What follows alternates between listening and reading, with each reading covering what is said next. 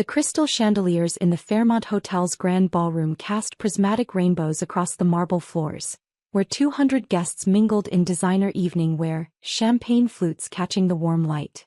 The engagement party for my brother David and his fiancée Victoria had cost more than most people's annual salaries. Fresh orchids flown in from Thailand, a string quartet from the city's symphony orchestra, and enough Dom Perignon to float a small yacht.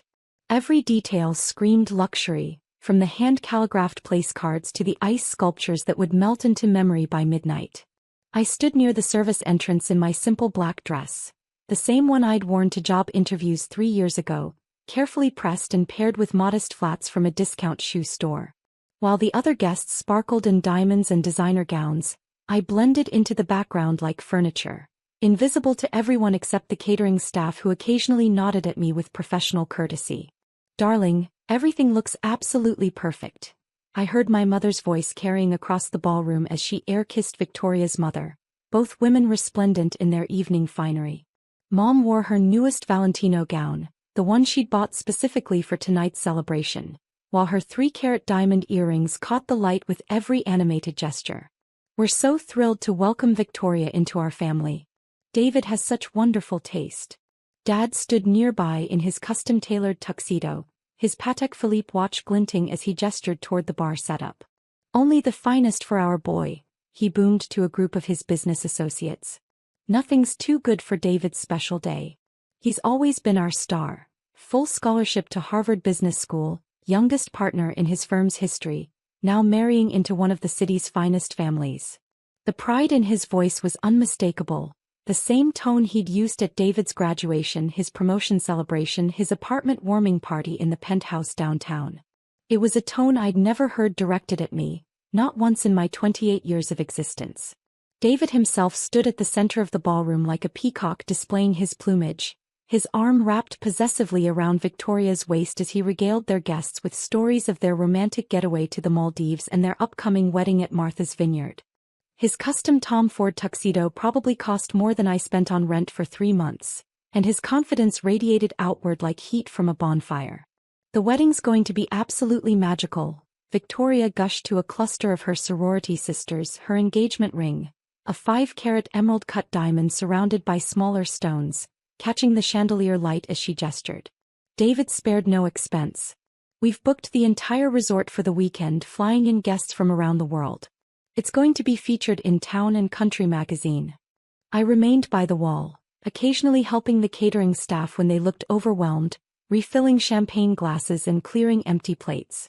It wasn't officially my job, but I'd learned long ago that staying busy at family events helped me avoid the awkward conversations about my career situation and my disappointing life choices. "Sweetheart, why don't you grab us some of those canapés?" Mom called to me across the room, pointing toward the past appetizers with the casual expectation of someone addressing hired help. "The ones with the caviar. Victoria's parents will love them." I nodded and moved toward the catering station, weaving between clusters of guests who were deep in conversation about stock portfolios, vacation homes, and their children's acceptance letters to prestigious universities. None of them made eye contact with me. In my simple dress and modest appearance, I was effectively invisible in this crowd of wealth and status. "Excuse me, miss," a woman in a beaded gown stopped me as I balanced a tray of canapés. "Could you direct me to the ladies' room?" She assumed I was part of the catering staff and I didn't bother to correct her. It was easier than explaining that I was the groom's sister, the family member who didn't quite fit into this glittering world of privilege and accomplishment. As I distributed appetizers and refilled drinks, I caught fragments of conversations about David's success, his brilliant career trajectory, and his perfect match with Victoria. Their love story had all the elements of a fairy tale: Harvard Business School sweethearts, a proposal on a private beach in Santorini, and a future that promised continued wealth and social prominence. "David's always been exceptional," I heard my aunt telling a group of Victoria's relatives. "Even as a child you could tell he was destined for greatness. Harvard MBA partnership at 29, now this beautiful engagement. We're so proud of how he's turned out." The unspoken comparison hung in the air like expensive perfume. David was the success story, the child who had fulfilled every parental expectation and social obligation. I was the cautionary tale, the sibling who had somehow failed to live up to the family's standards despite having access to the same opportunities and resources.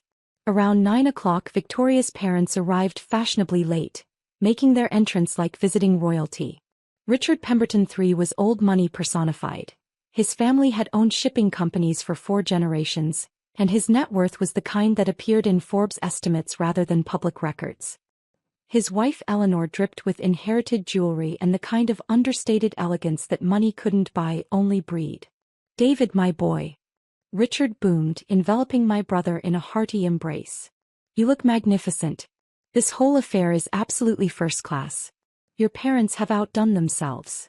"Thank you, sir," David replied with the practiced charm he'd perfected in business school. "We wanted tonight to be special for Victoria. She deserves nothing but the best."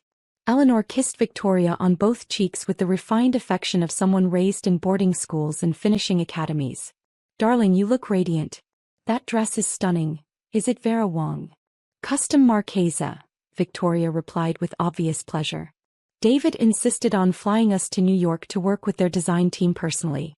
He said tonight had to be perfect." As the evening progressed, I continued my invisible service, refilling glasses and clearing plates while the celebrations swirled around me like an elaborate dance I wasn't invited to join. The conversations grew louder and more animated as the champagne flowed, filled with laughter, congratulations, and increasingly elaborate toasts to the happy couple's future. "Ladies and gentlemen," David called out around 10 o'clock, tapping his champagne flute with a silver spoon to get everyone's attention. "If I could have your attention for just a moment." The ballroom gradually quieted as guests turned toward the center of the room where David stood with Victoria, both of them glowing with happiness and champagne. The string quartet ceased playing, leaving only the gentle hum of conversation and the soft clink of crystal glasses. "Victoria and I want to thank all of you for being here tonight," David began, his voice carrying easily across the marble floors and high ceilings. "Your presence means the world to us as we celebrate this next chapter in our lives together." Applause rippled through the crowd, punctuated by enthusiastic cheers from David's college friends and Victoria's sorority sisters.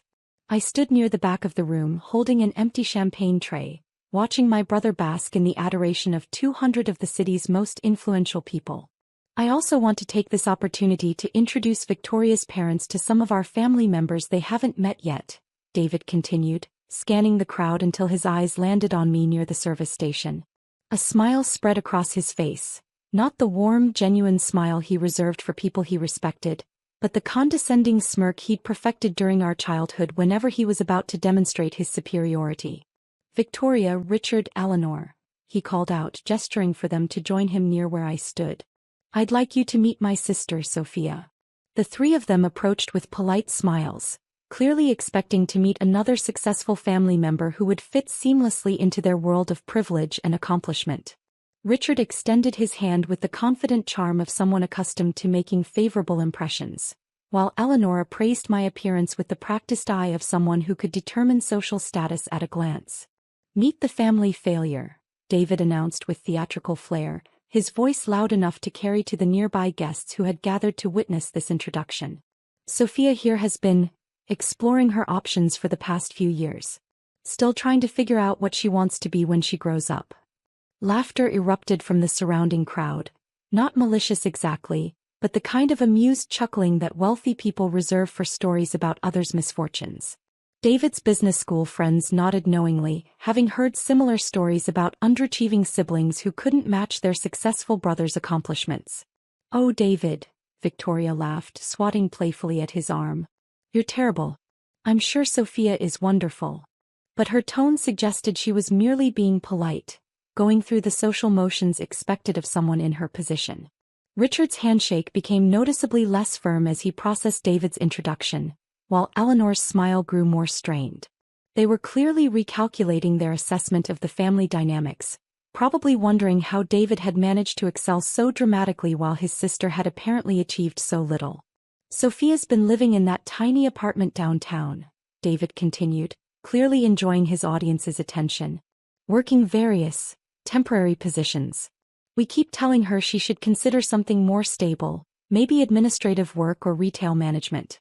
Something with a steady paycheck, you know?" More laughter rippled through the crowd and I felt my cheeks burning with humiliation. Several guests had pulled out their phones to capture videos of David's speech, probably planning to share highlights on social media later. I stood there holding my empty tray, feeling like an exhibit in a museum of family disappointment. She's always been the artistic type, Mom added helpfully from across the circle, her voice carrying the kind of fond exasperation parents use when discussing children who haven't lived up to their potential. Very creative, very idealistic. We thought she'd outgrow it eventually, but you know how some people are about following their dreams instead of being practical. Dad nodded sagely as if my presence had reminded him of an ongoing family problem he'd been trying to solve. We've offered to help her get settled in something more traditional, maybe accounting or human resources. David has connections at several firms that might be willing to give her a chance, despite her unconventional background. The condescension in their voices was suffocating.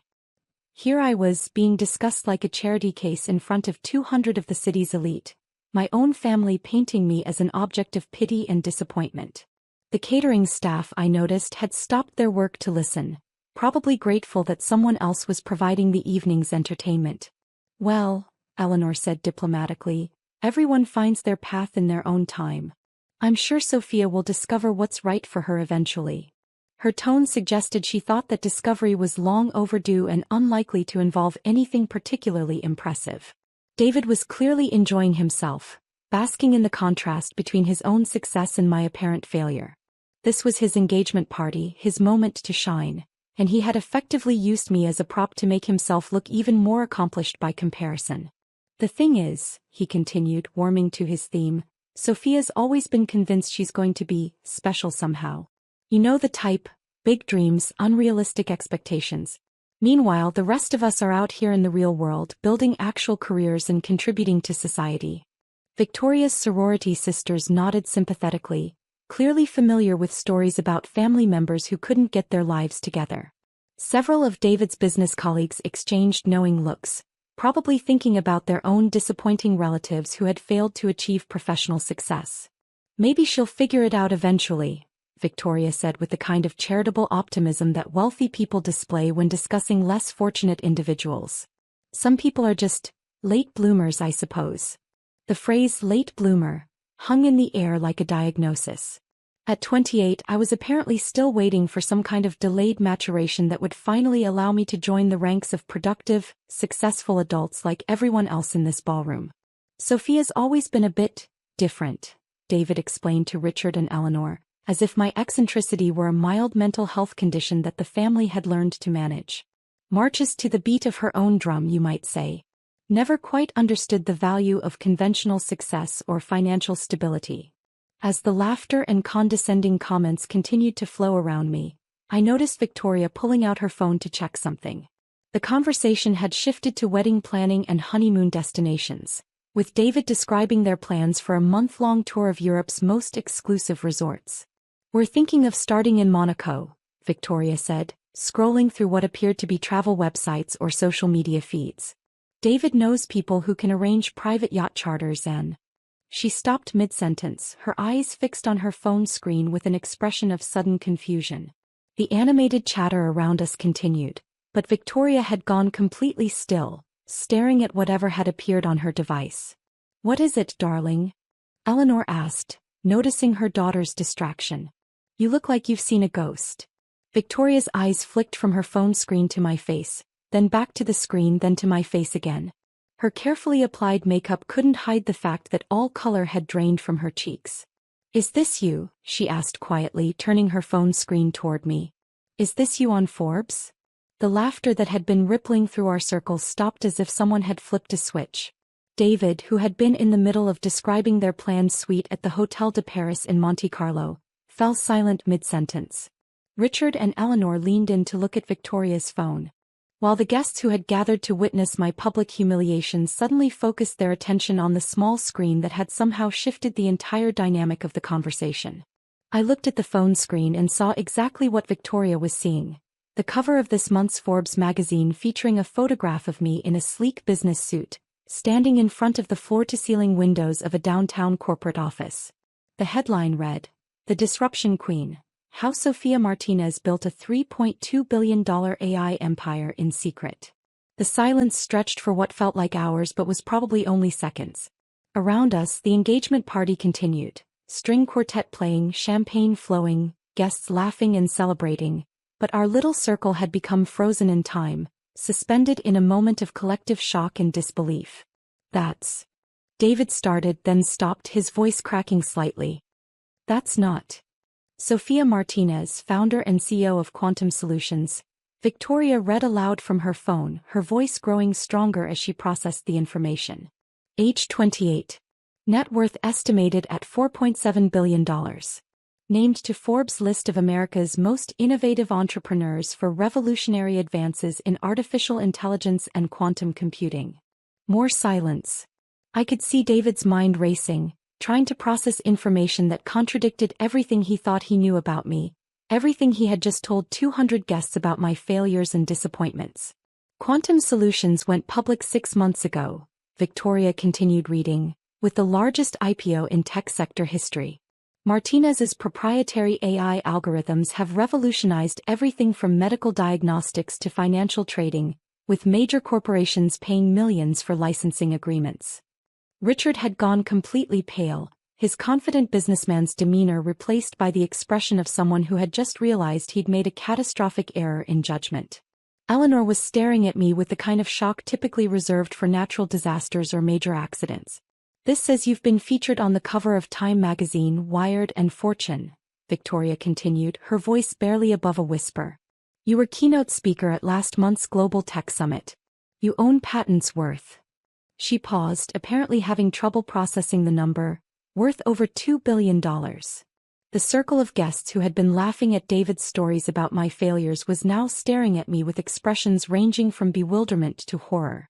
Someone's champagne glass slipped from nerveless fingers and shattered on the marble floor, the sound echoing across the ballroom like a gunshot. There's a whole article about your company's latest acquisition, Victoria said, still reading from her phone as if she couldn't quite believe what she was seeing. You just bought MedTech Industries for $1.8 billion cash.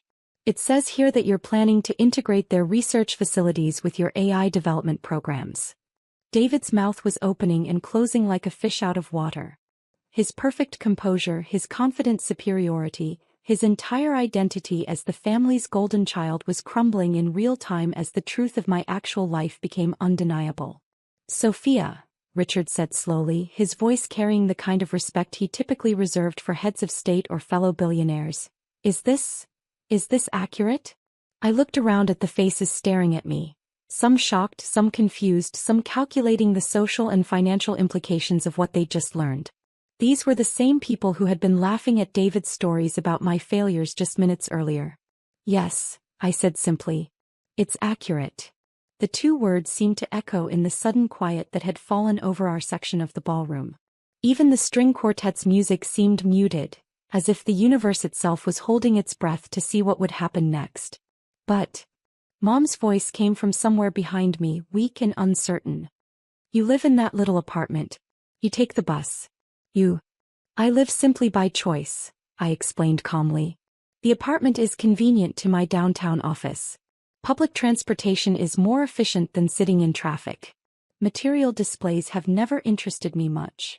Dad appeared at my elbow, his face flushed with what I assumed was embarrassment. Sophia, why didn't you tell us? We had no idea you were. I tried, I said, my voice still calm despite the emotional storm building inside me. For 3 years I tried to share what I was working on. Every family dinner, every holiday gathering, every phone call. You told me I was wasting my time with computer nonsense, and that I needed to get serious about my future. The memory of those conversations hung in the air between us. All the times I'd attempted to explain my research, my business plans, my patent applications. All the times I'd been dismissed, interrupted, or simply ignored while the conversation turned to David's latest promotion or achievement. We didn't understand, Eleanor said weakly, as if lack of understanding somehow excused 3 years of condescension and dismissal. You didn't want to understand, I corrected gently. Understanding would have required listening, and listening would have required believing that I might actually be capable of something significant.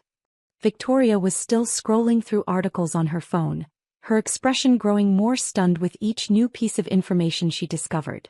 "There's a video interview with you on CNBC from last week," she said. "And another one with Bloomberg from last month. How did we miss all of this?" "Because you weren't looking," I said simply. "You decided 3 years ago that I was the family failure, and once you made that decision, you stopped paying attention to anything that might contradict it." David finally found his voice, though it came out as barely more than a whisper. "Forbes estimates your net worth at $4.7 billion? That's conservative," I replied. "It doesn't include the value of my private holdings or the intellectual property portfolio that's not directly tied to quantum solutions. The actual number is probably closer to $6 billion, but I don't really track it that closely." $6 billion. The number seemed to ricochet around our circle like a pinball, bouncing off shocked faces and confused expressions.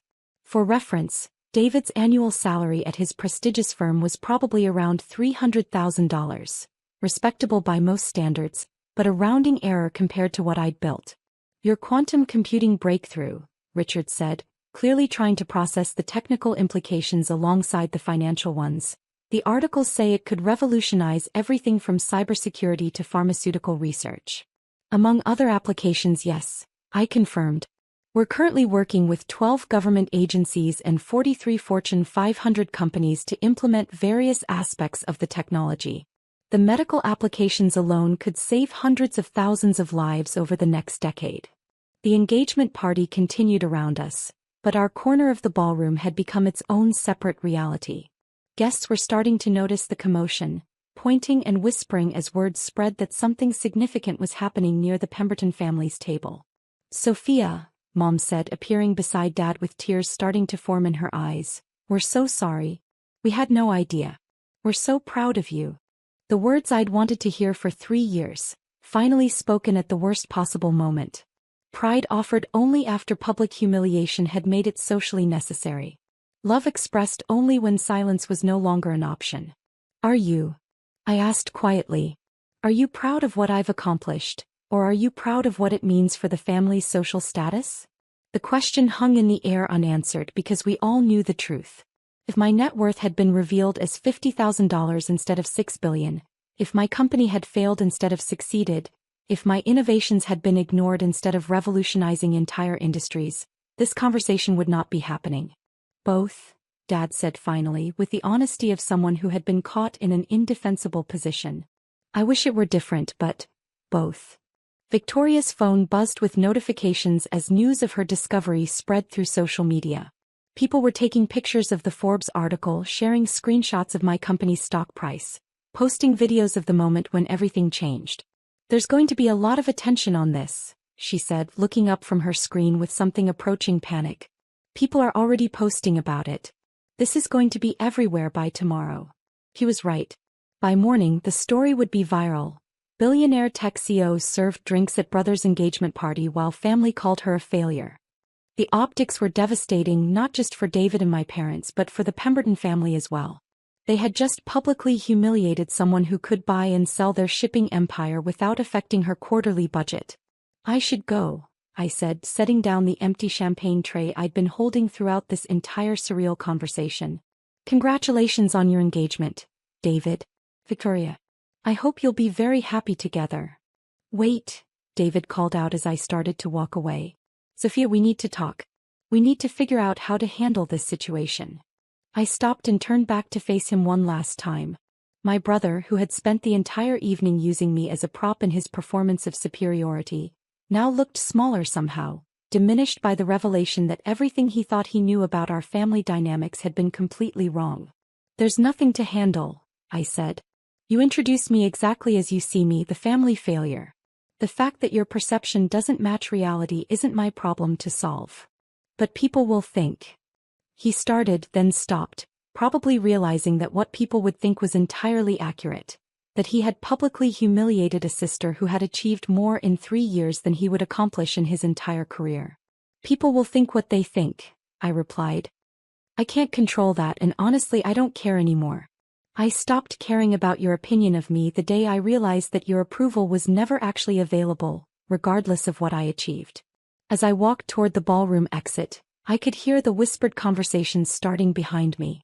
Guests who had witnessed the revelation were already pulling out their phones, searching for more information about quantum solutions and its mysterious founder. The engagement party would be remembered not for celebrating David and Victoria's future, but for the moment when everything everyone thought they knew turned out to be completely wrong. Outside the hotel, I called my driver. Something I'd started doing 6 months ago when the constant media attention made public transportation complicated. As I waited for the car, I thought about the irony of the situation. I had spent 3 years trying to earn my family's respect through achievement, only to discover that respect offered after public humiliation felt hollow and meaningless. My phone buzzed with a text from my assistant. The CNBC interview got moved to tomorrow morning. They want to discuss the Forbes cover and the market reaction to your latest patent filings. Should I confirm? I typed back, confirm the interview. And please schedule a meeting with our legal team tomorrow afternoon. We may need to discuss some personal matters that could affect the company's public image. As my car pulled up to the hotel entrance, I realized that tonight had been a gift, though not the kind anyone had intended. For 3 years, I had carried the weight of my family's disappointment, wondering if maybe they were right about my choices and priorities. Now I knew with absolute certainty that their opinion of my worth had never been based on my actual accomplishments or potential. They hadn't seen my success because they hadn't wanted to see it. They had needed me to be the failure in order for David to be the star. My role in the family narrative had been predetermined, and no amount of achievement would have changed that dynamic until external forces made it impossible to maintain. The drive back to my apartment gave me time to process what had happened and what would happen next. By tomorrow, the story would be everywhere, dissected and analyzed by business journalists, social media commentators, and anyone who enjoyed watching privileged families implode in real time. David's engagement party, which was supposed to be his moment of triumph, would instead become a case study in how assumptions about success and failure can be completely divorced from reality. Victoria would have to decide whether she wanted to marry into a family that had just demonstrated such spectacular judgment failures in front of 200 influential witnesses. And I would continue building the future I'd been working toward for 3 years, but without the emotional burden of seeking approval from people who had never been capable of offering it authentically. My phone rang as the car pulled up to my building. The caller ID showed David's number. "Hello," I answered. "Sophia." His voice was strained, desperate. "We need to talk. This whole thing tonight, it got out of hand. We can fix this. We're family." "Are we?" I asked quietly. "Because for 3 years I've been trying to figure out what family means to you. Tonight I think I finally understand." "It means we stick together," he said quickly. "It means we support each other. It means we work through problems instead of walking away." Where was that philosophy when I was working 16-hour days to build my company? I asked. Where was that support when I was trying to share my excitement about breakthrough patents and revolutionary technology? Where was that family loyalty when you introduced me as the family failure to 200 people? Silence on the other end of the line. "I know we made mistakes," he said finally. "But we can fix this. We can make it right." "Some things can't be fixed, David," I replied. "Some damage is permanent. Tonight wasn't a mistake. It was the inevitable result of 3 years of choices you all made about how to treat me." "So what happens now?" he asked, and I could hear genuine fear in his voice. "What happens to us? What happens to the family?" I looked up at my building, the tiny apartment that David had mocked, which was actually a penthouse I'd bought for cash because I preferred privacy to ostentation. "I don't know," I said honestly. "I guess that depends on whether you're capable of change or if tonight was just damage control." "Give us a chance," he pleaded. "Give us a chance to show you that we can do better." "I've been giving you chances for 3 years," I replied. "Tonight was your chance to see me clearly without any agenda or ulterior motive. Instead, you chose to humiliate me in front of strangers for entertainment. That tells me everything I need to know about who you really are." I ended the call and rode the elevator to my penthouse, where floor-to-ceiling windows offered a panoramic view of the city's skyline. Down below, the lights of offices and apartments stretched to the horizon, representing millions of people pursuing their own versions of success and happiness. For 3 years, I had built an empire while living in the shadows of my family's expectations. Tomorrow that would change. The Forbes cover had made my success impossible to ignore or dismiss, but it had also made something else clear. The approval I'd been seeking was never worth having in the first place. My phone buzzed with another text, this time from my head of public relations. Twitter is exploding. #engagement party reveal is trending. The stock is up 12% in after-hours trading. Should we issue a statement? I set the phone aside without responding and looked out at the city lights. Tomorrow would bring new challenges, new opportunities, and new questions about how to balance public success with private relationships. But tonight, for the first time in 3 years, I felt completely free from the weight of other people's opinions about my worth. The family failure had become a billionaire tech mogul, and the only thing that had really changed was everyone else's willingness to pay attention to what had been true all along.